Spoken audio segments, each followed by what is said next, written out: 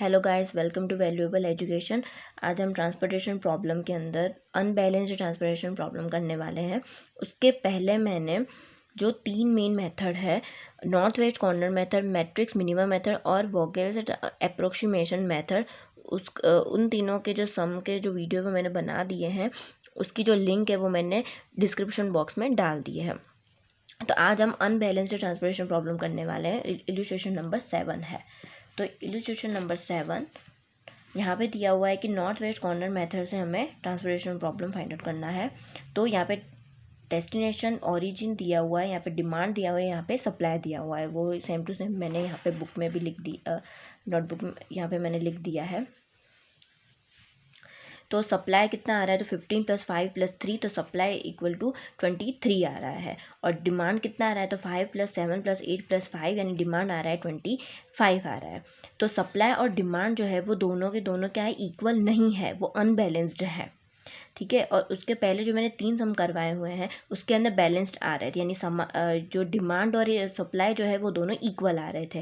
लेकिन इसके अंदर अनबैलेंस्ड के अंदर सप्लाई और डिमांड इक्वल नहीं आ रहे। तो सबसे पहले हम इन दोनों की इक्वल करेंगे और उसके बाद हम जिस भी मेथड से बोला गया हो जो सम, तो उसी मेथड से हमें करना है। तो सबसे पहले हमें इक्वल किस तरह से करना है, तो डिमांड कितना है, 25 है, सप्लाई है 23, यानी हम इस तरह से लिख सकते हैं, सप्लाई लेस देन डिमांड। ठीक है। सप्लाई 23 है, वो मिनिमम है, और डिमांड कितना है, 25 है, जो मैक्सिमम है। तो डिमांड ज़्यादा है, तो डिमांड क्या है, 25, यानी वो ज़्यादा है, और सप्लाई है 23, यानी मिनिमम है। तो इसीलिए हमें क्या करना होगा, जो डमी रो को हमें ऐड करना होगा, डमी रो को हमें ऐड करना होगा। अगर जो सप्लाई कम होगा और डिमांड ज़्यादा होगा तो हमें डमी रो को ऐड करना होगा। अगर जो हमारा डिमांड ज़्यादा होगा और सप्लाई कम होगा, सप्लाई ज़्यादा होगा और डिमांड कम होगा, तो हमें डमी कॉलम को ऐड करना होगा। तो यहाँ पे ये डिमांड कितना आ रहा है, 25 आ रहा है, और सप्लाई आ रहा है 23। तो हमें यहाँ पे जो एक रो है, जो यहाँ पे एक रो डमी रो को हमें ऐड करना पड़ेगा। तो देखिए मैंने यहाँ पे ऐड किया हुआ है, यहाँ पे A B C और पहले जितना था वही मैंने लिखा है, और यहाँ पे सप्लाई दिया हुआ है, और यहाँ पे मैंने डमी रो को मैंने यहाँ पे ऐड कर दिया है।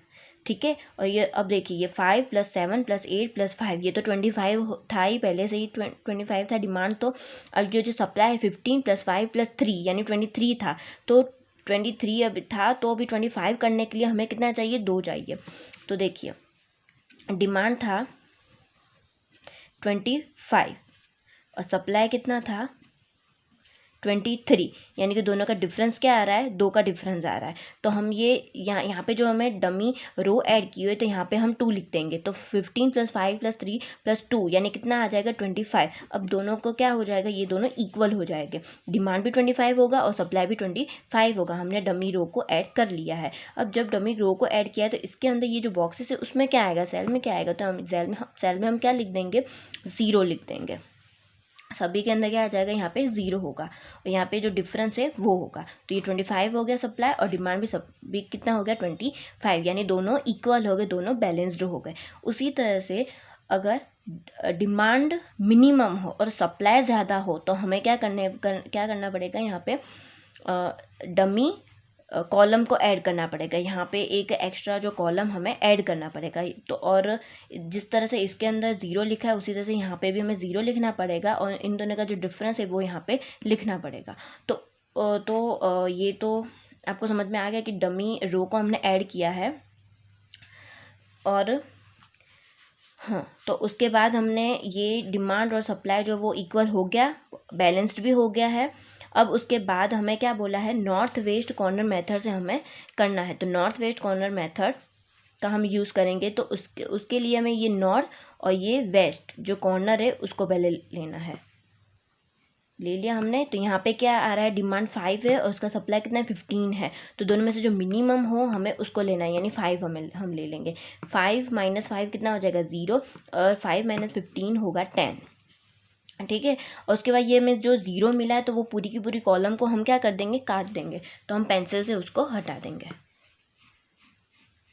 ठीक है। अब उसके बाद जितना भी बचा है, अब उसमें से हमें देखना है कि नॉर्थ वेस्ट कौन सा है, ये नॉर्थ और वेस्ट। तो हम लेंगे, यहाँ पे डिमांड कितना है 7 है और सप्लाई है 10, तो यहाँ पे हम 7 जो मिनिमम होगा हम वही लेंगे। 7 - 7 यानी 0 और 7 - 10 यानी कितना होगा 3 होगा। तो ये जो हमें 0 मिला है तो पूरी की पूरी जो कॉलम है उसको हम हटा देंगे। अभी जो बाकी बचा है इतना, उसमें से हम देखेंगे नॉर्थ वेस्ट कॉर्नर, तो ये 8 जो सेल है वही वाला है, तो उसको हम लेंगे। तो यहाँ पे है डिमांड 8 और सप्लाई है 3, तो यहाँ पे हम 3 ले लेंगे क्योंकि दोनों में से जो मिनिमम है हमें वही लेना है। तो 3 - 3 होगा 0 और 3 - 8 होगा 5।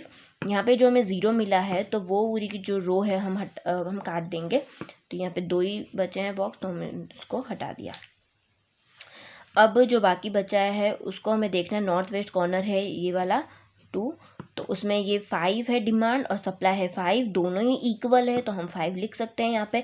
5 - 5 यानी 0, 5 - 5 हो जाएगा 0। तो यहाँ पे रो भी हम काट देंगे 0 वाली, और यहाँ पे जो कॉलम है वो भी हम काट देंगे। तो ये 0 मिला वो रो भी हमने काट दी, और ये जो कॉलम है 0 मिला है वो भी हम काट देंगे।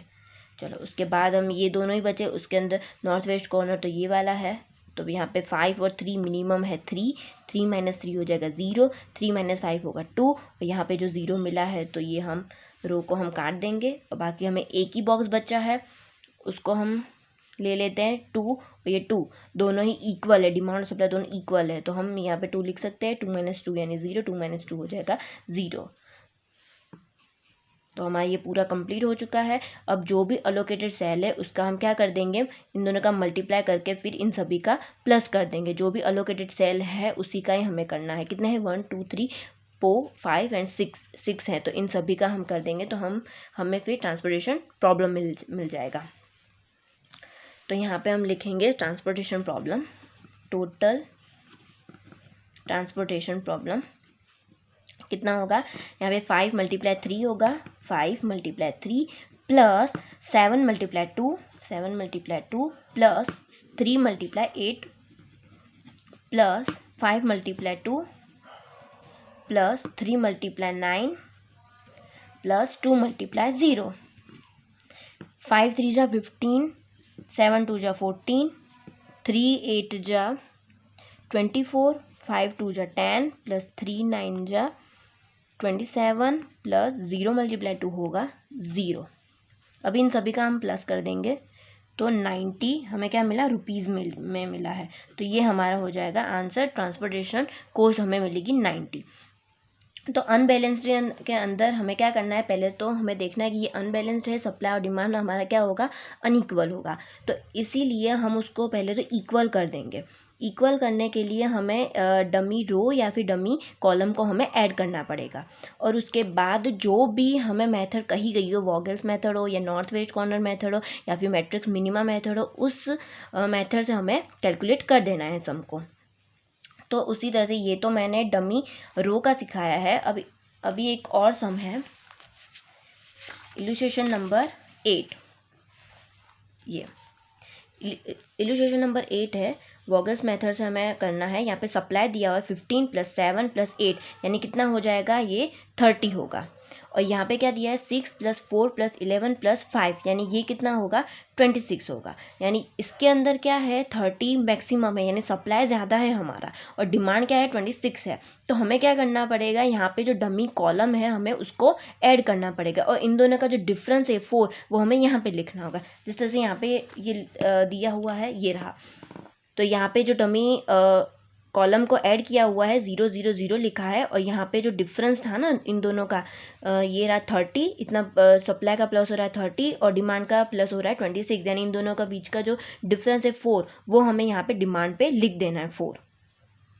तो सप्लाई और डिमांड क्या हो जाएगा 30, यानी कि दोनों इक्वल हो जाएगा। उसके बाद हमें वॉगल्स मेथड की तरह बोला है सॉल्व करने के लिए, तो हम जो डिफरेंस निकालते थे उसी तरह से हमें करना है ये वॉगल्स मेथड। ठीक है, वॉगल्स मेथड का भी मैंने वीडियो बनाया हुआ है तीनों मेथड का, तो उसका जो लिंक है वो मैंने डिस्क्रिप्शन बॉक्स में डाल दिया है। तो आई होप आपको ये वीडियो अच्छा लगा हो तो लाइक शेयर और सब्सक्राइब ज़रूर करिएगा। Thank you.